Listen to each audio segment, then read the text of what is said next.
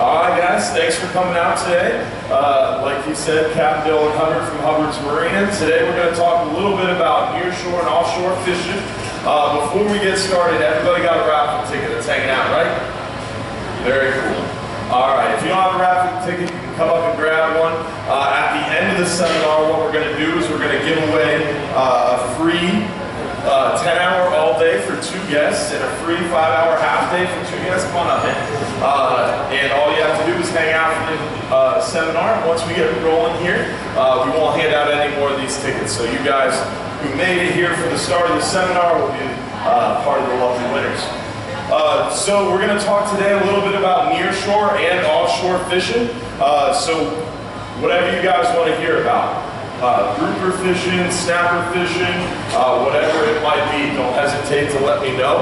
And as we go along, if I'm talking about something you want some more information on, if I covered something you want me to go into a little bit more detail on, please don't hesitate to ask, all right?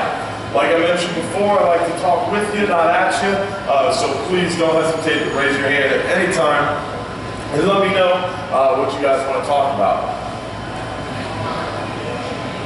So, oh, I like your enthusiasm, man. This is going to be a good seminar.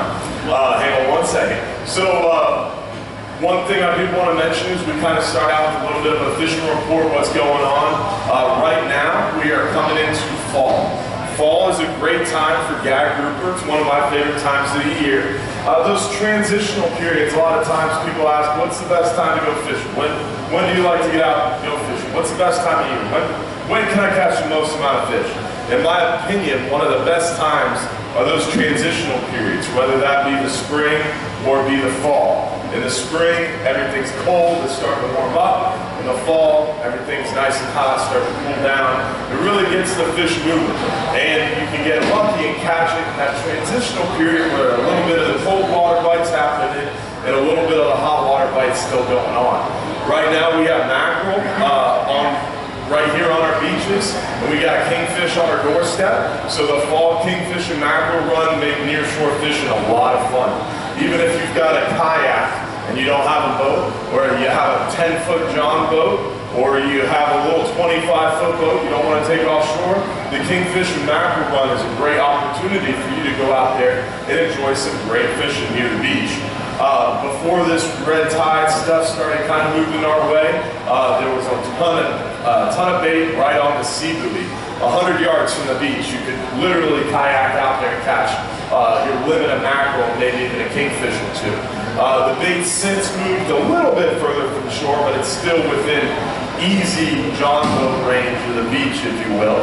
And the mackerel make it a lot of fun. Anybody control one of those #1 planers, one of these #1 planers, and a king spoon or a mackerel spoon, or I like to sometimes troll some of these rattle traps. You can use gotcha plugs. Get out there where the bait's popping and throw gotcha plugs with a small little 6-inch light wire leader with a spinning rod. Is a lot of fun. You can also free line out greenbacks with a long shank J hook, and that long shank hook acts as a wire leader, and it makes it a lot of fun. So kingfish and mackerel.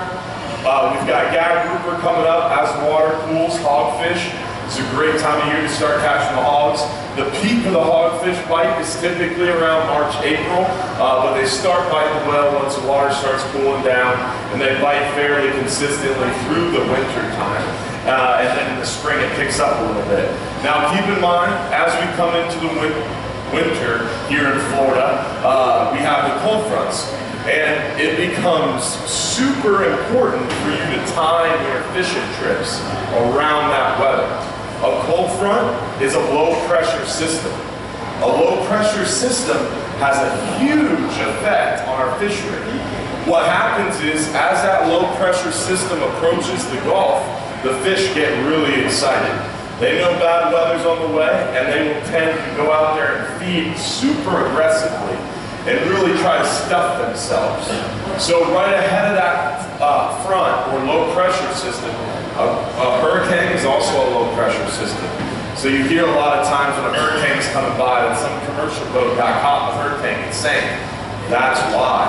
They're out there trying to capitalize on that really awesome bite ahead of that storm. Obviously, sometimes people roll the dice a little bit more than others, but ahead of that storm is a great time to fish. Then once that storm blows through, that's when the rain starts, that front of storms moves in. Once that hits, you've got the rain, you've got the wind, everything gets stirred up. The increased amount of rain changes the salinity, the high wind stirs up the water, the wave stirs up the water, the temperature changes dramatically, the barometer takes a dump and stays low, and the fishing goes to crap for a few days. You can't catch much in that heat of the current, in the peak of that cold front. And then behind the cold front, everything calms down. The temperature starts slowly creeping up, the water starts slowly getting clearer, everything calms down. 3, 4, 5 days behind that front, once the weather gets back to kind of homeostasis, or otherwise known as normal, once the weather's back to normal, that's when those fish, the light switch gets flipped on. They haven't fed for 4, 5, 6 days, and all of a sudden, they're hungry, and they're ready to chew again. And those cold fronts will kind of congregate those fish. How many of you guys have your own boats? A few of you? So for those of you who have your own boats, behind or front, it might as well be a race. Who can get to those huge fishing spots the fastest? I was talking to a gentleman about that top spots chart. That top spots chart I pulled out and laid out on the counter over there. A top spots chart, all it is a offshore fishing chart with a bunch of different public artificial reefs and wrecks listed with GPS numbers. Public wrecks. During the summertime, not much going on there. Everybody and their brothers out there fishing when the kids are out of school and those things get beat down. But after those cold fronts, when all those fish have congregated, or after, especially after a big hurricane, all those fish congregate on that large structures to seek shelter. Just like, and for example, with us in a hurricane, everybody goes to the local school or something to seek shelter. Same idea with those fish. They really congregate over that big structure, and they kind of huddle up. And then behind that storm, they're very slow to leave that big structure. So in the commercial fishing industry, you can watch those boats. As soon as that hurricane blows through, that cold front blows through, bam, it's like a race. You'll see 20 boats in a row leaving the pass, and they're all going to the biggest wrecks they can find, or the biggest reefs they have, or the biggest springs they have, because they're going to go get those fish. Same thing in the middle grounds. So for those of you with your own boats, keep that in mind as we come into this time of year. Besides that, the kingfish is obviously a fun thing we already talked about. So that's kind of what we got coming up here, guys. We got the cold front start, we got kingfish, mackerel, hogfish picking up. Great time of year for gag grouper. Amberjack is open to the end of October, so right now is a great time for amberjack. We have a ton of 12-hour extreme trips, which give you a chance to get out there and go catch some of those big fish while amberjack season is open. They only are open 4 months this year. May, they're closed June and July, then August, that's fun. Then they're open August through October. So they're only open 4 months this year. So if you would like to get out and get some amberjack, that's a great opportunity to do it. For example, this time of year, once the kids go back to school, the trips are super light. Our 12-hour extreme trip is on a custom-built, one-of-a-kind, hydrofoil assisted catamaran. It takes up to 16 people at 40 miles an hour, about 70 to 100 miles from shore. So it fishes the same areas that we fish in a 39-hour or a 44-hour in a 12-hour day. So basically you get 39-hour quality fishing, but you're home by dinner. So it's a really unique trip. And normally we take up to 16 people. This time of year we're struggling to make trips happen. For example, tomorrow we've got 7 people going out of that trip at 5 a.m. And they're catching big, huge amberjack, grouper, red grouper, gag grouper, vermilions, porgies, mangroves. So this is a great time of year to take advantage of those lighter loads. You get more one-on-one help with the captain and crew. And I mean, 7 people on a boat that's licensed for 22, we limit to 16. It's like a private charter. So it's a pretty cool opportunity for you guys this time of year to get out and enjoy some of those lighter load fishing trips. Especially those 12-hour extremes, the 39 hours, the 44 hours. We do a ton of private charters as well. We have 4 different private charter boats. Anything from a 60-foot yacht down to a Go Fast center console to that hydrofoil assisted catamaran. And then we have like the cabin cruiser, kind of typical fishing charter boat too. So we do a little bit of everything. Anything from 2 inches of water out past 1,000 foot. We've got a trip for you to go catch some fish offshore. So what do you guys want to talk about? Not everybody at once. What was your question, little man? I wanted to know What's what? what is the attack of the tuna? Well, tuna, we catch a bunch of different kinds of tuna in our area. We have bonita, which is a lot of people call it Gulf tuna. Yeah, and then we have blackfin tuna. That's kind of the regular tuna for our area. We have bluefin tuna in the Gulf, but it's only the bluefin tuna, like you see on Wicked Tuna, right? Yeah, that's a cool show. I have yet to catch one of those, but it's definitely on my bucket list. We do have those in the Gulf.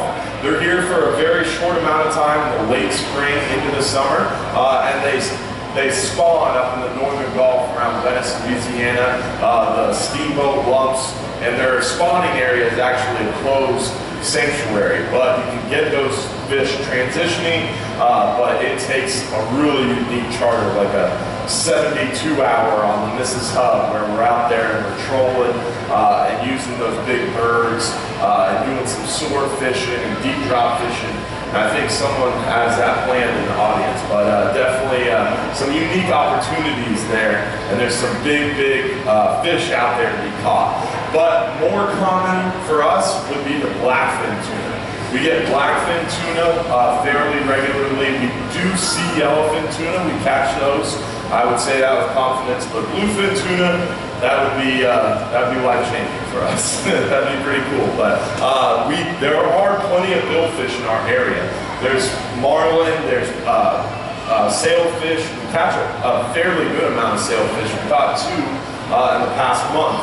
The sailfish are just one of those things, you'll see them out there and you're able to present a bait to them, and if they're ready to chew, they're pretty aggressive feeders, so it works out pretty well for us, and then you just gotta land them. But it's a lot of fun. So to answer your question, buddy, tuna, we typically catch them one of 2 ways. We catch those blackfin tuna trolling. One of my favorite things to do for the tuna would be one of these Rapala X-Wrap Magnums, or the Shimano Bonita. Those are kind of our 2 trolling lures that work very well for the tuna. You can also troll what's called a cedar plug. That works really well for the tuna, which is just basically a trolling lure, and it's a piece of cedar wood. Very simple trolling setup, but it works really well for the tuna. Excuse me. Also, we catch a lot of tuna on the flat line, which is just simply when you're out there bottom fishing. Those of you who raised your hand earlier that said they have their own boat, and those of you who do private charters, and those of you who fish on a party boat, especially this time of year with lighter loads on a party boat, you have the flexibility to put out a flat line. And this is the time of year to do it because we've got the kingfish and mackerel, but any time of year is a good time to flatline because you never know what's going to swim by the boat. We're out there bottom fishing, guys, catching grouper, snap, amberjack. There's a lot of fish swimming by that boat. And if you're out there fishing hard, you're catching a lot of fish, you're creating a natural chum line. And that natural chum line is just caused by how many times have you caught a fish, and as you're reeling it up, when it's coming close to the surface, you see them spit a bunch of fish out of its mouth. As those fish come up from the bottom, guys, that pressure expansion will a lot of time cause those fish to regurgitate. So if you're in a really good bite of fish, as you're cranking those fish up from the deep water, a lot of times they're regurgitating on the way to the surface. And as you're dropping baits to the bottom, you're getting scent going in the water. And a lot of times, your buddy doesn't know how to hook his bait, it'll come off the hook. And that's, again, creating more of a chum line. So as that natural chum line is established, these billfish, these tuna, these wahoo, these kingfish, they'll swim up that chum line. And if you've got that flat line rod out, you got a chance of catching those passing fish. If you don't have that flat line out, you got no shot. So there's 2 different types of flat lines. For tuna, to answer his question, it would be a flat line with just simply a bare hook. Typically for tuna, cobia, my flat line would be something like this offshore angler jig and rod and reel. And this Ocean Master jig and reel has plenty of line in it. It's braided line with a monofilament top shot, and I would put about 50-pound fluorocarbon leader on it and about a 5/0 circle hook. And I probably tail, for tuna specifically, I would tail hook a pinfish. And that means putting that hook right, let me show you what I mean by that. This isn't going to be a 5/0 hook. I'm just going to grab a hook at the top of my tackle box to make it easy. And this is a J hook, not a circle hook. But just for ease of reference, when I say tail hook, that means simply putting that hook about maybe a 1/4 inch above that anal fin. This is the anal fin right there, guys. Because, yeah, you get it. And then typically I put the hook right about halfway down that anal fin, about a 1/4 inch up. And that is called tail hooking. Gotta get a better grasp on the hook. And the reason I put the hook there, guys, when I'm flatlining, is the idea is the weight of the hook. A lot of times the big 5/0 circle hook's gonna have a little weight to it. And the weight of that hook is gonna weight the backside of that pinfish down. So it's naturally gonna wanna swim to the surface. And that's gonna keep that bait up on the surface, hopefully, and away from the bottom. Because if your flat line goes to the bottom, a lot of times you're gonna get one of those more aggressive bottom fish, and you're using the lighter tackle, you're gonna have no shot at landing it. So when I'm flat lining, I always tail hook the bait and try to keep that bait swimming up towards the surface. Also, with the line coming off the back of the fish, he's able to swim around more naturally, and it has a better, more natural presentation. If you hook it up underneath the chin, this is the way you would hook it if we're bottom fishing, because you want that fish to be able to go down the bottom very quickly and not drown. So when you hook it up underneath the chin, that's the best way to hook it when you're bottom fishing on anchor and the bite's going really well. And you just want to get to bottom as quick as possible, I always hook it like that. Also, when I'm drift fishing, I always hook it like this, up underneath the chin and out the top of the face. That way, as I drift along, the top of that hook is away from the bottom, and that fish is going to be able to drift along naturally. This is the same way you would hook a bait if you're fishing in the pass. The current's running really strong. You want to hook it like this so that fish can sit in the current naturally. But this won't allow that fish to swim around, because as he swims, your hook's going to turn parallel to the bait, and that line's going to be running down the side of the bait, and it just doesn't appear as natural. So if the bite's going really well, you're catching a bunch of fish, and you just want to get down to the bottom, that's what I would hook it like this. But if the bite's slow, or if I'm flat lining, or if the current's not running, I'm going to tail hook that bait so it can swim more naturally. Make sense? Cool. So I forget what I was talking about. We were talking about tuna. So there's two different types of flat lines. You have the one where you're using just a bare hook, and that bare hook is for the tuna and cobia because they don't like that wire as much. Also for billfish, most of the time a sailfish is going to be a little too smart to grab that, but when they're really aggressive, they'll come up and bite just about anything. The other type of flat line is using a stinger rig. A stinger rig is just a fancy word for a swivel, about 8 to 10, maybe even 12 to 16 inches of wire, depending on what you're fishing for.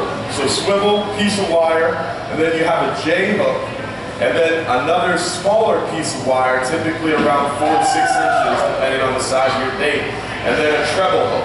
The J hook goes in the very top nose of the bait, and then the treble hook, you can either let it free float behind the bait, or put the treble hook in the top of the bait or bottom of the bait. That way, wherever that pelagic fish comes up and bites that bait, he's going to have a hook in his mouth. And the treble hook trailer works very well, especially when you're out there flatlining, because those pelagic fish, especially wahoo, kingfish, especially barracuda, even sharks, they're not so stupid. They're pretty smart fish, and they're pretty aggressive, proficient predators. And what they do, when they come up and they see this bait in the water column, they're going to try to cut the motor off. What that means is they're going to come up and bite the back half of that bait. That's going to take their tail off. Once they take that tail off, it becomes very easy to eat the leftover portion of that bait because he's not going anywhere. So those fish will a lot of times come up and bite the back half of the bait. And that's the reason for that trailer hook or stinger bait. All right? So those are the two ways that you catch tuna, to answer your question, buddy. Trolling or flatlining. All right? Did we cover it? We lost. All right. Anything else, guys? What else do you want to hear about? Is red tide affecting you? Good question. My answer to that is what red tide? We have a we're blessed right now in our area in Johns Pass. Starting at around North Madeira Island, which is basically the very south end of Tampa Bay, all the way down to Boca Grande is the word I'm looking for.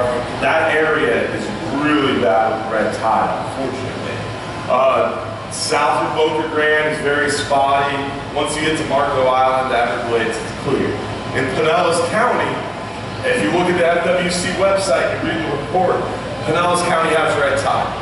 But we have a very low background area of red tide in two small places in Pinellas County.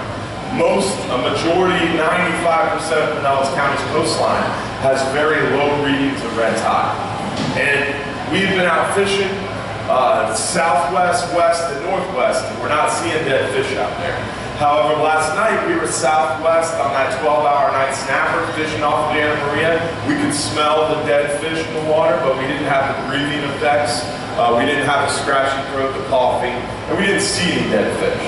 On our dolphin trips, island trips, shelling trips, we're seeing some dead bait around Egmont, which is close to Marina, and sometimes on a hard incoming tide, Johns Pass or Fort DeSoto, we'll see some scattered bait fish. But to answer your question, red tide is very minimal, very spotty, and we don't have really bad effects from it at all in Pinellas County. So we're blessed, and the red tide is not effective. But offshore fishing, even if red tide was terrible, everything inshore died, we have dead fish everywhere. Offshore fishing is not effective. What happens is you can't get a live bait through that red tide offshore. That's the problem. So even if the worst happened and the red tide really set into our area, we wouldn't be able to get live bait offshore, but we'd still be able to use plenty of dead bait, plenty of artificial lures, and offshore fishing is unaffected. We had a really bad red tide back in 2005. That's pretty much the worst red tide in my lifetime that we've had in our area. And that 2005 red tide, it only extended out to about 8 to 12 miles at its peak. So even our shortest trip closest to shore, the half day, would still be able to fish and be unaffected by that red tide.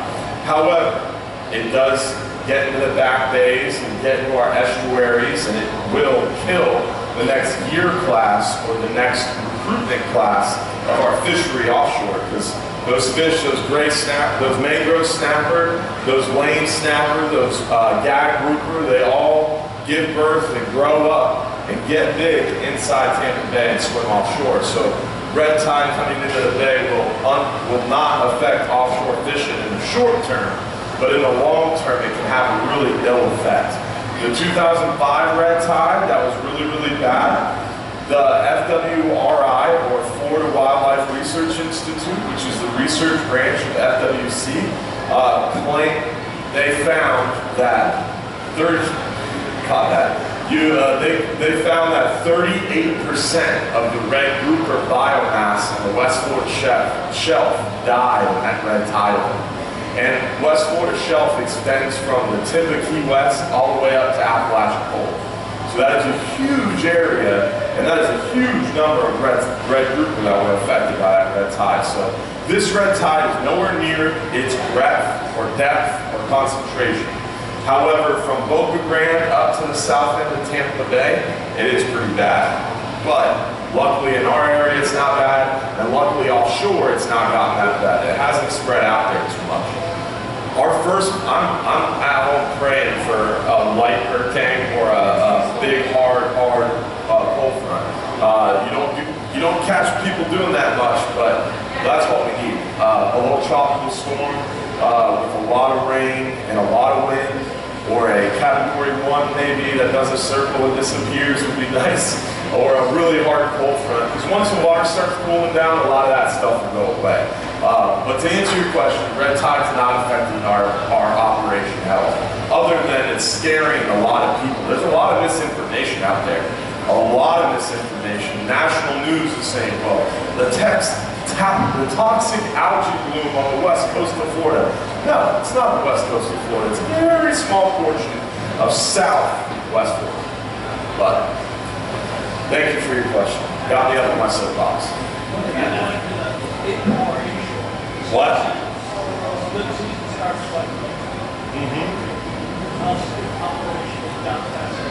The snook in John's Pass are incredible. This morning when we turned out the lights, there was probably 300 snook just right in that light line. It's just insane the amount of fish that we have in John's Pass right now. All day, every day, people are catching a lot of snook. Right now, with the water as hot as it is, they're really lazy, especially because they've been out on this beach spawning this time of year. In the late spring, the snook leave the Back Bay waters. They leave the bayous, they leave the rivers, and they pour into the pass. And then as the summer progresses and the water gets hot, those snook go out on the beach and they spawn along our beaches. And then towards this time of the year, they start creeping back into the pass. And then as it gets cold, those fish will go back into the river system. To stay alive in the cooler winter months, they'll hang out in those mouths of those rivers or around the springs where the water temperature is more regulated. Because out in the pass or on the beach, we get a really hard down cold front. It gets into the 40s, 50s, and those fish will die. So those snook are almost like salmon in a way, where they're in the back bays, the bayous, the super shallow foot depth water, and back river system in the cooler winter months, and then they start to move out onto the beaches in the summer. So the snook population is incredible in John's Pass. We're catching a ton of them, and the big, huge 35 to 45-inch snook are biting on big, huge pieces of dead bait. The other day, this kid, Hayden, who fishes down there all the time, caught a 38-inch snook in like 5 minutes by using a dead fish carcass weighted at the bottom. So it's definitely a good time to get out there and enjoy some fishing. The biggest thing with snook, especially in John's Pass or any pass, is looking at that major saloon. A lot of people don't look at the tides too much, and it's very powerful. There was this gentleman who used to fish in John's Pass. They literally called him Mr. Snook. And he would sit out on the, he was 94 years old when he passed away, and he was fishing every day, all the way up until his 94th birthday. It was pretty cool. He was a really cool guy. I was very blessed to get to know him and learn how to fish a lot from him. And what he would do is he would literally sit out in front of the marina with his legs crossed, read the newspaper, and look at his watch, keep reading the newspaper, drink his coffee, look at the watch, he'd get up, grab his fishing pole, walk to the dock, he'd catch 50 snook, put his rod back down, and go back and read the newspaper until it's time again. Literally, we're just waiting until those saloon periods. If you pull up any tide app, any good tide app, it'll show you the tide periods for an area. You can pick different buoys. There's one in John's Pass, so you can see the tidal graph. And like, for example, let's pretend this is a tide graph. You've got an outgoing tide, and then it's going to turn into a big incoming tide, and then it's going to be a small outgoing. And that graph is pretty easy to follow once you know what you're looking at. And always, once the tide changes, the period of the, like for example, if the tide's rushing out, it's going to be going down into a valley, and then it's going to come up, and that tide's incoming. At the bottom half of that valley, where the tide's at the tail end of the outgoing, and the very beginning of the incoming, that valley is not that good at fishing because the water's not moving. It's that transitional period. But once that valley starts coming up and that incoming tide starts really kicking, that's called the major saloon. And a lot of tide apps will even mark that section of the graph out. And there's a very precise moment during that major saloon where the fish just fire up. especially in a pass, because in a pass it's super easy. That time you can pull it up right on your watch, you pull it up right in an app, and you can set your watch by it. It's pretty impressive. So, yes. What? A little bit about hogs. Hogfish? Hogfish is a very, very cool fish and a lot of fun to catch. The thing about hogfish is they take a very specific approach. There's a few different ways or a few different methods you can target hogfish. One is by knocker rigging, one is by using a jig head, and one is by using what's called a naked ball jig. Or there's a ball jigs, there's different modifications to the naked ball jigs as well. So a jig head, or a knocker rig. Typically, you're going to use for hogfish one of two baits, either a shrimp or a fiddler crab. That seems to be the real good bait for the hogs. The hogfish are not a snapper. A lot of people call them hog-nosed snapper. They're not a snapper. They're not even in the snapper species. It's a wrasse. These fish live a little bit above the bottom, but they feed on the bottom. So they're going to cruise 2, 3, 4, 5, 6, 10 feet off the bottom looking for shrimp and crabs along the bottom. So the trick with those guys is presenting that bait super naturally, making sure your bait is perfectly presented, and as it floats to the bottom past those hogfish, they're going to come up and crack. Or once it gets to the bottom, you're presenting it naturally on the bottom, so those fish are going to come up and get it. However, hogfish are super smart. One of the smartest fish around, and they're super leader shy.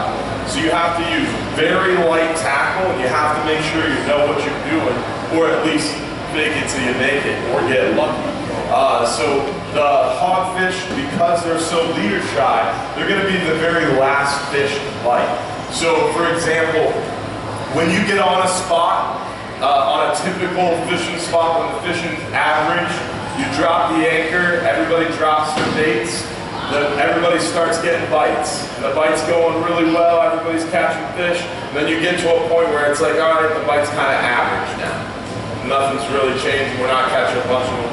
And then it starts slowing down. All right, I haven't got a bite in 10 minutes, but oh, I caught it. And then it gets really slow. All right, we're not catching anything. That is when you want to start targeting the hogfish. So I tell people on the party boats, really for hogfish, the best thing to do is go out in your buddy's boat or go out in a private charter.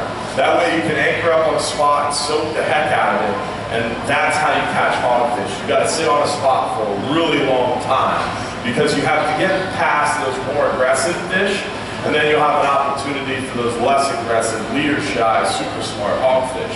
On a party boat, we are in the business of making everybody as happy as we can, so we have to balance that. We can't soak the spot for an hour while no one's catching fish except for the few people who are targeting hogs.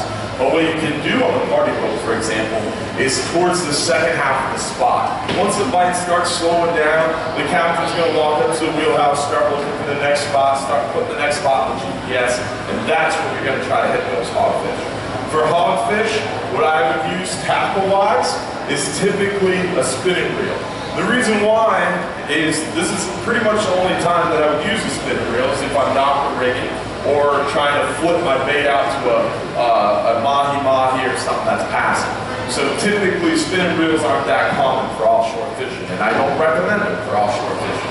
But for hogfish, they work well because of that sensitivity, and you have that extra sensitivity. So the idea for hogfish is you want a very, very, very light setup, so you have that sensitivity. You'll notice here I've got a 4000 series Stratic CI14. This is a super light reel, super light. This is I forget what it is actually, St. Croix. It's a St. Croix rod and reel, or rod with a super sensitive tip on it and a very strong backbone. So I've got a nice sensitive tip with a strong backbone. That way I can handle that big hogfish. Because you have to use light tackle for hogfish, but they also fight incredibly well. Pound for pound, they are a very, very high on the list fighting fish. So it's a lot of fun to target them. However, once you get them hooked, you got to get them up off the bottom. So you want to use a reel with enough power to catch that hogfish, but you also want to make sure that it's light so you can feel that bite.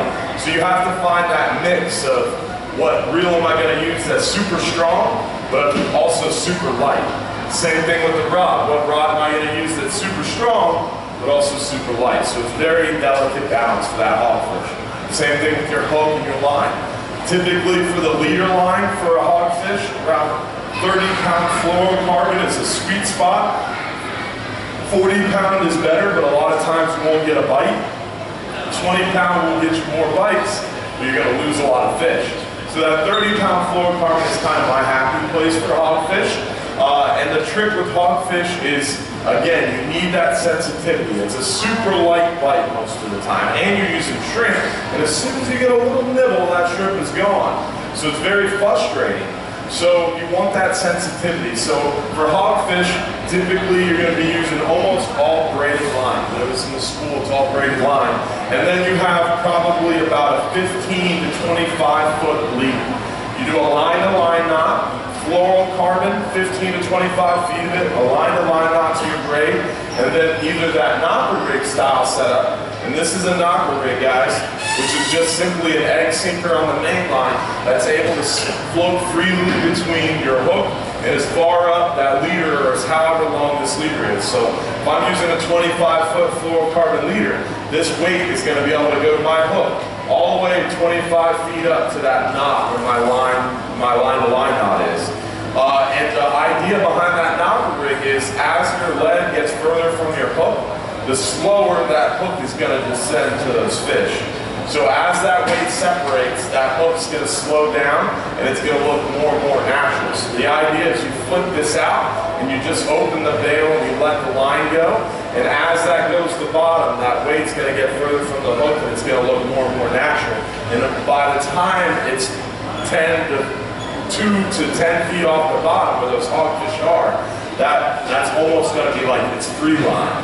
But it's very difficult to feel the bite doing that because you're knocker rigging and your weight is up on your main line away from your hook. So your weight's like this and your bait's like this. So it's very difficult to feel a fish pull that hook, especially if you're fishing in deeper water or the boat's moving. So hog fishing is not that easy. This knocker rig approach is not that easy, but this is the best method in my opinion. Another method is to use a jig head. A jig head is the easiest method. If you're doing it for the first time, the jig head is what I would recommend. The reason why is the weight is right on the hook. So it makes it very simple to drop that shrimp down right on that jig head, because when that jig head gets touched, it's much easier to feel that line, or feel that bite. Follow me? Make sense? The same thing with the naked ball jig. The weight is right on that ball jig, so it makes it very easy to feel the bite compared to using that knocker rig. But the knocker rig is definitely going to get you the most natural presentation and be a little bit better for those hogfish. So you kind of got to balance what you feel more comfortable with and work your way up maybe to the knocker rig. And a knocker rig is a light egg sinker. Some people will come out there with a 1 or 2 ounce egg sinker. That's not a knocker rig. If you're not using a 1/2 ounce, 3/4 ounce lead, you're not knocker rigging. You're just lazy and didn't want to put a swivel on there. So you got to use a light egg sinker to get that knocker rig effect. Because the whole idea behind a knocker rig is to slow that bait's descent to bottom and catch that fish, or have that fish bite at least before you get to the bottom. What's up? It's also the best way to get sand for that bite. Yeah. There, and if you do a jig head, if you get just a nice big chunk of sardine, it's a good way to get the bigger thing as well. Sure. Because the knocker rig, that is the main function of it. Before hogfish became popular hook and line in the last 5 to 10 years, the only reason you would use a knocker rig back then was when you have those mangrove snapper or yellowtail snapper coming up off the bottom. Because when you're out there in 120, 150, 180 foot of water, bottom fishing, if you sit on a spot for a while, that natural chum line we talked about before, that will bring those fish up off the bottom. Once they're up off the bottom, they're not feeding well on the bottom anymore. So that knocker rig approach will get you to those big fish. And a lot of times, some of the biggest, nicest mangrove snapper will come up off the bottom very quickly and hang in that top water column. So that knocker rig approach will help you catch one. The guy who was up here before who introduced me, Cliff, he caught a 12-pound mangrove snapper, knocker rigging a tail hooked, or knocker rigging a chin hooked pinfish, like a palm, not my palm size pinfish, but smaller palm size pinfish, like a little 3-inch pinfish, right up underneath the chin, knocker rigging it to bottom, caught a 12-pound mangrove snapper on a 39-hour. Because that natural chum line had brought that big old aggressive fish up off the bottom, and he's hitting bait in the water column. And that knocker rig approach allowed that pinfish to look super, super natural and crushing. A lot of fun. Did I answer your question? Any other questions? Yeah. Yeah, so you're talking about the 12-hour extreme trip. So our 12-hour extreme trip, like the one tomorrow that has 7 people on it, we again fish 70 to 100 miles from shore, anywhere from about 110, 120 foot of water, to almost 250 foot of water sometimes. So that 12-hour extreme fishes the same area as the 39-hour, but you're home by midnight. It's 5 a.m. to 5 p.m. It's $300, but you get an opportunity to fish in that extreme blue water, have that 39-hour quality fishing. However, you need big tackle because it's such a extreme, fast trip. We're getting out there to such deep water. We want to maximize our fishing time, and we want to maximize the quality of the catch. So we're going after the big fish. We don't do a lot of snapper fishing on that trip. We're going after grouper or amberjack, or red snapper, whatever's open. So right now with amberjack being open, we're going to rush out there and try to catch some amberjack. And then towards the second half of the day, like tomorrow with 7 people, we should be able to limit out on amberjack fairly quickly and then switch gears and start hunting for gags and red grouper. But if you're going after an amberjack, you want to use the appropriate tackle. Typically for an amberjack, I would be using some really, really big, heavy deep sea fishing reels like these guys, or using one of those super fancy Shimano Talica 50s, or a Shimano Talica 25, or a Diver Saltiga LD50, or an accurate ATD, or a Vet Raptor, or something like that. Basically, you can either get a big 6 or 9-aught conventional, or you can get one of the smaller, lighter 2-speed reels with a lot of drag capacity. With these reels, you can find used ones $150 to $250 bucks. With those 2-speed reels, you're going to be spending $5, $6, $8, even $1,200 in some cases. So, but what I would recommend for the 12-hour extreme trip to start out would be a 6-aught reel with 80-pound main line and an 80 to 100-pound leaders, anywhere from about 7 to about 12-aught hooks. And then if you wanted to drop down a really big bait and try to go after a monster amberjack, that 9-aught reel with a 100-pound main line, 125-pound leader, and about a 12-aught hook is what I would go with. So if I was going out on a 12-hour extreme, I'd bring 1 or 2 of these rods, and maybe even both of them.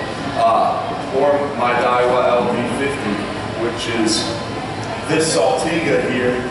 This much smaller, much lighter, much more comfortable to fish with reel, has 40 pounds of drag, which is almost, I think, about the same amount that this reel has. So it's amazing the amount of difference in weight, but you still have that same power. Plus, I have that high gear ratio reel, or that high gear ratio option in this reel. So I really like fishing with this guy. So probably I would bring this guy out in that 6-aught, or this guy out in that 9-aught, excuse me. So this would replace that 6-aught for me, because I could also catch snapper and other smaller species with this.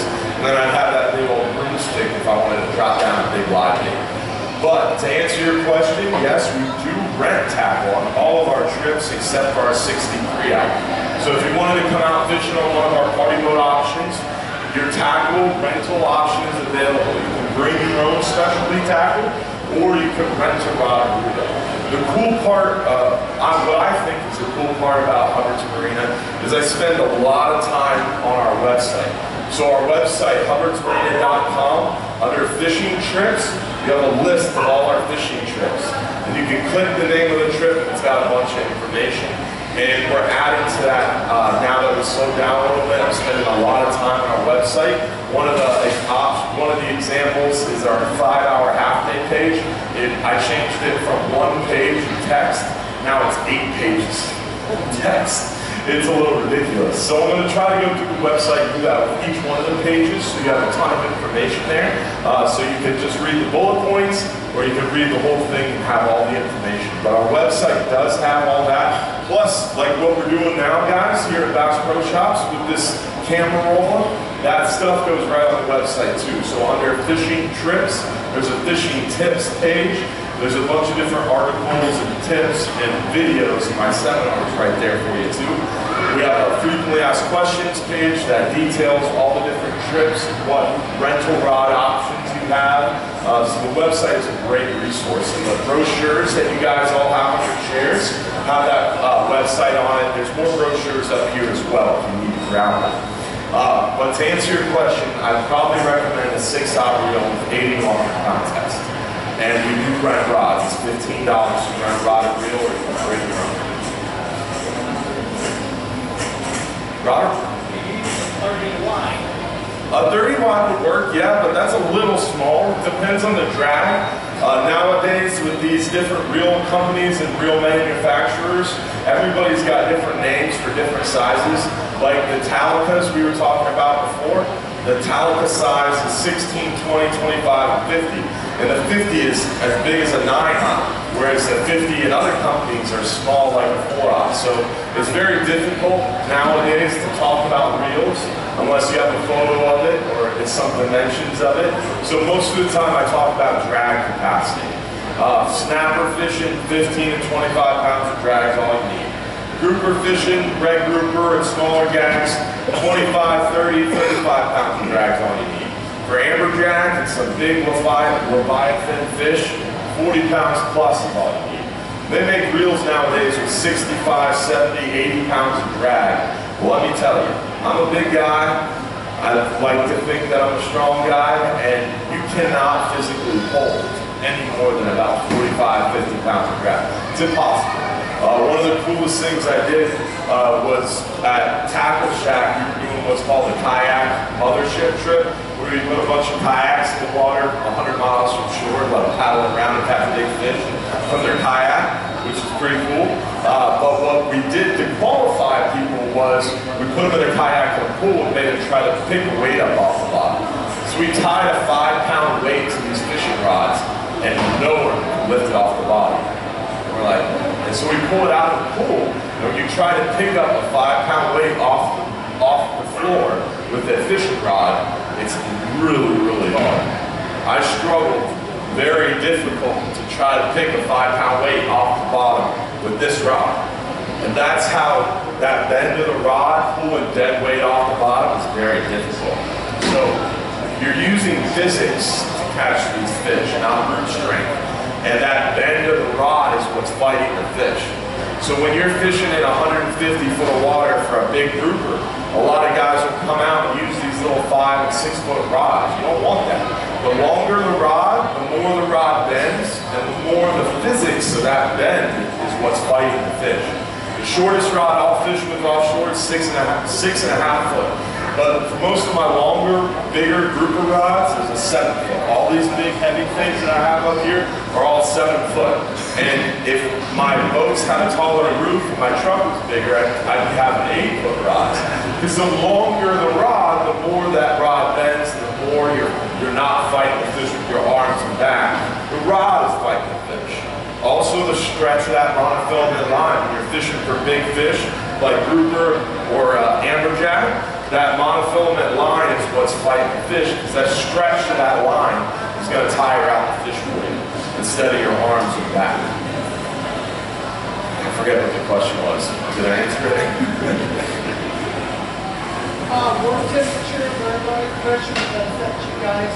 Yes, very much so. Water temperature and barometric pressure has a huge effect on fishing. moon phase, water temp, salinity level, barometric pressures, offshore currents, major and minor salooners, all of that, turbidity levels, all of that plays a part in how fishing is going to be and how good fishing is going to be. So as a private recreational angler that's picking and choosing the days you want to go fishing, you got to look at all that stuff. For myself, we're going fishing whether or not, no matter what, you know. So some days are better than others, and we can look at that stuff, and I try to be really upfront and honest with people. And if I know, like on the back side of a cold front where the water's brown and the temperature just dropped 30 degrees, I know we're not going to catch much. And I try to be as upfront and honest as I can. And sometimes people are in town, they only got one day to go, and they're going to go fishing. Well, they won't soon forget. So you got to look at all that stuff. But barometric pressure has a huge effect on fishing. Moving barometer is what you want. Whether that's falling, rising, as long as the barometer is moving, it's a good thing. Falling barometer is the best, right ahead of that low pressure. Whether it's a cold front or hurricane, as that barometer is going down, that's when the fish are biting. You don't want it moving too much. Like if it's high pressure just set in, the barometer's skyrocketing, fish get locked off. And if the barometer doesn't move, like when a high pressure sits on us, we have those bluebird, beautiful sky days where we get that east breeze, fish got locked off. Same thing when the barometer is really low. The cold front blew through and we have that nasty weather behind the cold front. That first day behind the front, every year it's a struggle. I'm up there telling people, hey, you guys aren't going to catch anything today. It's going to be nasty out there. And everybody's like, oh, this guy doesn't know what he's doing. It's beautiful. Behind that front, the sky's blue, the air temperature is crisp, there's no humidity. It's a gorgeous beach day. But offshore, it just blew 20, 30 knots and it's 8-foot seas. The water's all churned up. The water temperature dropped significantly. And that barometer is just in the toilet and just staying there. And the weather is gorgeous, but the fishing isn't. So the barometer, as long as it's moving to a medium speed or low speed, is good. Falling barometer is better. Static barometer, where the barometer is not moving, is not good. As far as what was your other part of that question? Water temperature. Certain fish like certain water temperatures, but most of the grouper, snapper, amberjack, as long as the water temperature isn't changing, they're happy. But if you get like a cold front where the air temperature dropped 15, 20 degrees, the water temperature is going to drop as well. But the water temperature drops much more slowly. But water temperature fluctuation is not good, because that kind of shocks the fish. But as far as what magic temperature is better for grouper, I don't think there really is one, to be honest with you, other than the trends. In the cooler months, gag grouper coming closer to shore, they're closer to the beach. In the warmer months, gags are a little bit further away. And the inverse is true of the red grouper. In the warmer months, red grouper bite a little bit better closer to shore, shallow waters, which didn't hold true this year, but that's the historic pattern. And then in the cooler months, they bite better offshore.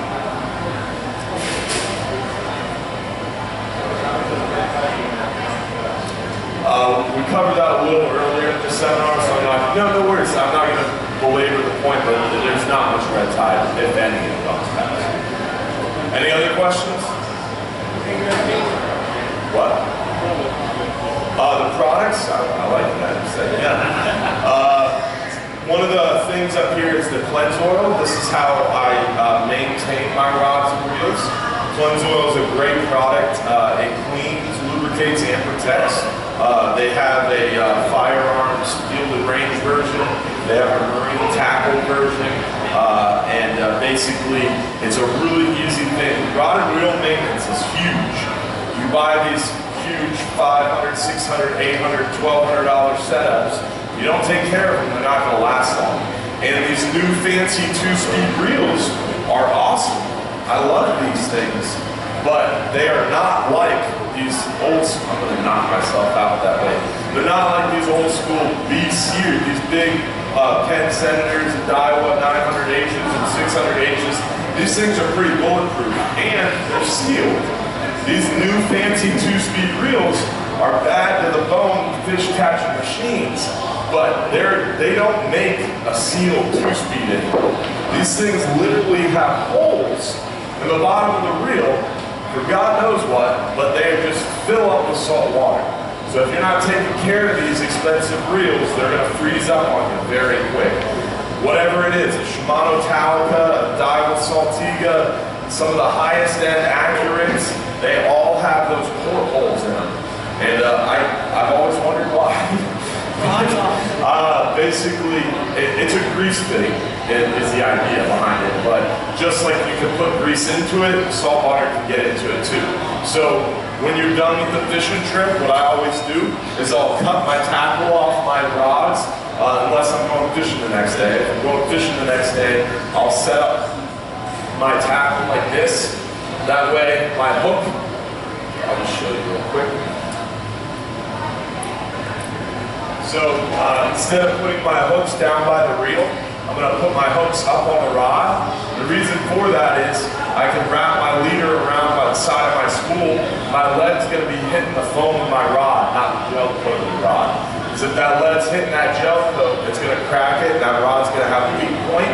And if the lead's hitting these guides, it's going to crack the guides, and it's going to wear out my line, and I'm going to lose a fish. My line's going to break because my guide's cracked. So you always want to have your lead down by the rod. So that's your first step to taking care of your rods and reels.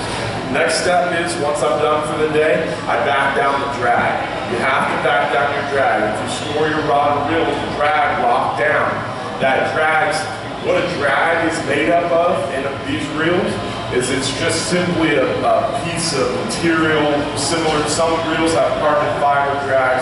Some reels it's just like a thick cloth, like almost like a terry cloth kind of deal. And those drags, washers are sandwiched between metal drag washers. And as it's compressed, it creates friction. And that's what the drag is. That's how your drag functions.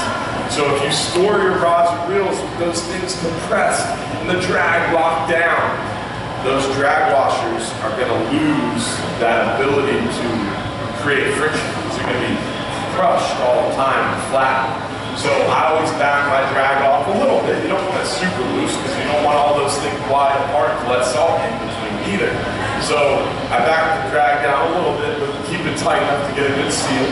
So just eyeball that. And then once you're done, making sure you stow the hooks or cut the tackle off, you got the drag set right, then it's time to rinse them down.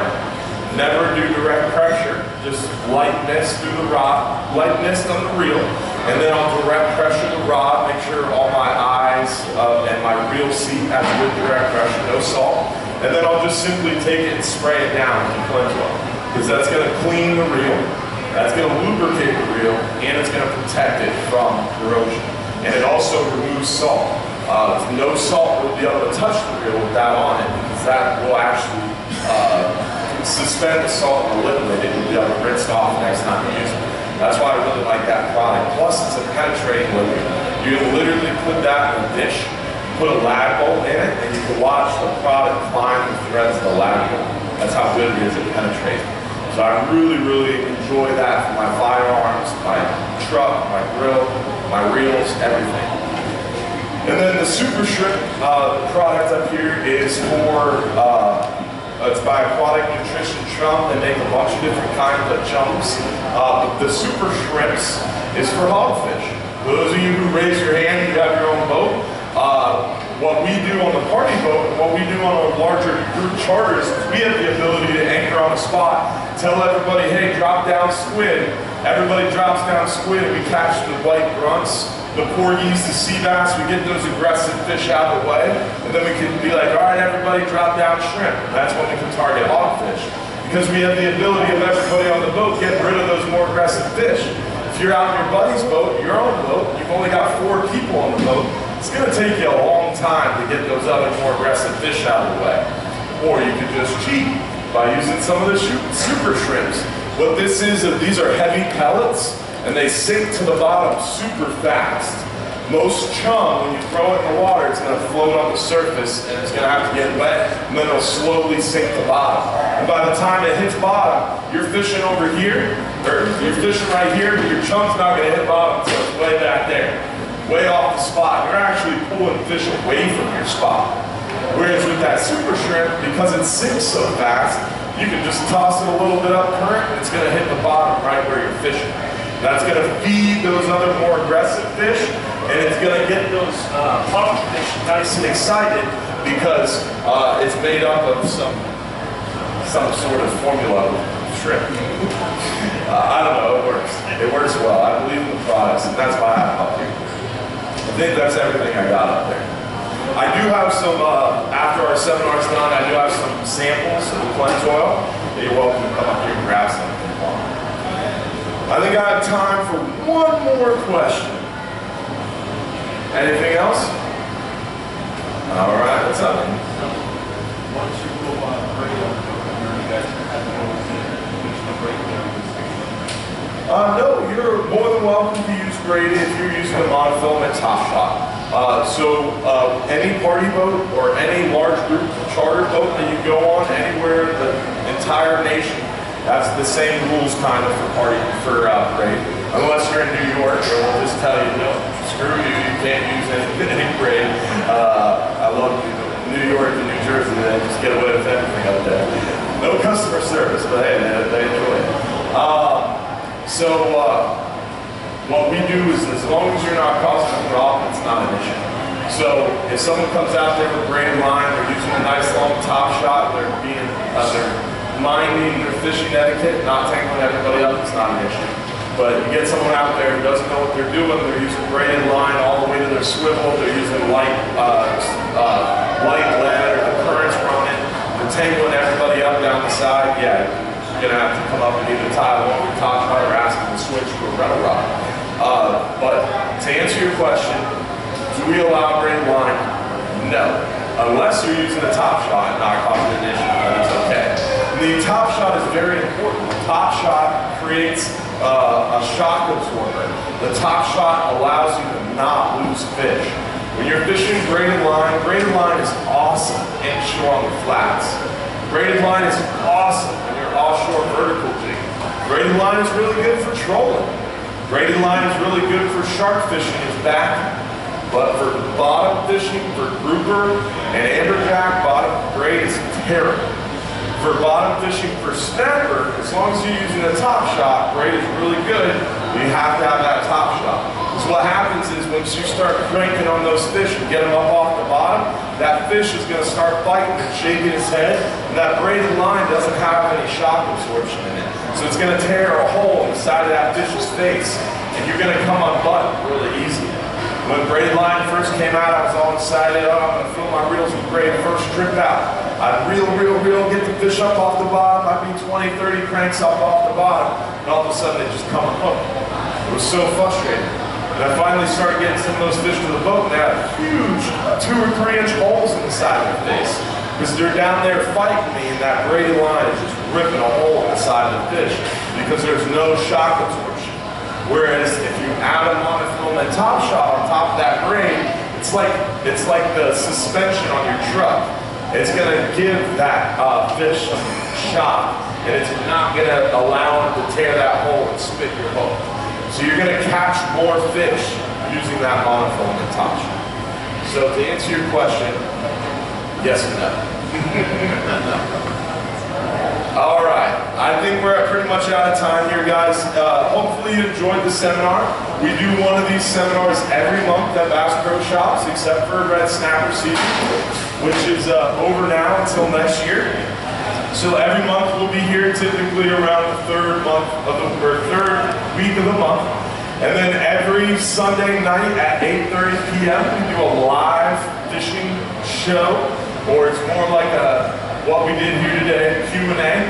That's every Sunday night, 8:30 p.m. until around 9:30. And it's live on the Hubbard's Marina Facebook page. So right now, pull out your phone, look us up on Facebook, like the page. That way you can stay up to date with us. It's also on our YouTube page, so if you're sitting there thinking, hey man, I'm an adult, I don't have Facebook, I understand. I wish I didn't have Facebook, but the YouTube page works well too. So if you don't have Facebook, you can access it through YouTube. every Sunday night at 8:30 p.m. for an hour. You can comment your questions, and I'll answer them right there on the video, and I'll be answering everybody else's question too. So hopefully, just like today, you'll be able to pick up some tips and tricks.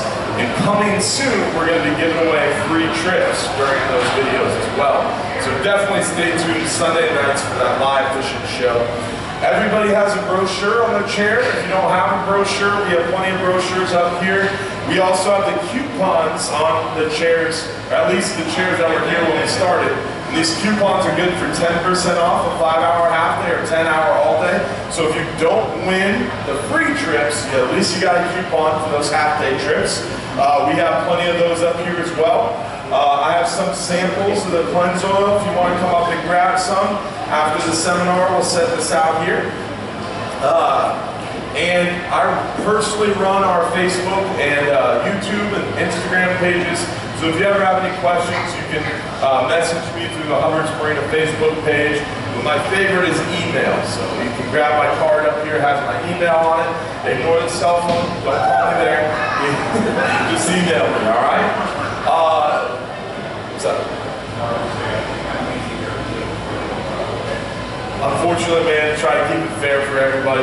We hand out raffle tickets at the beginning, the first 5 minutes or so, and then we just kind of cut it off. Sorry about that, brother. Try to keep it fair for everybody who showed up. So if you have a raffle ticket, if you were here, grab your raffle ticket, get it out. We're gonna do that giveaway now. We're gonna again pick we're gonna pick the 10-hour all-day winner first, and then we're gonna pick out the 5-hour half-day winner. Okay, guys?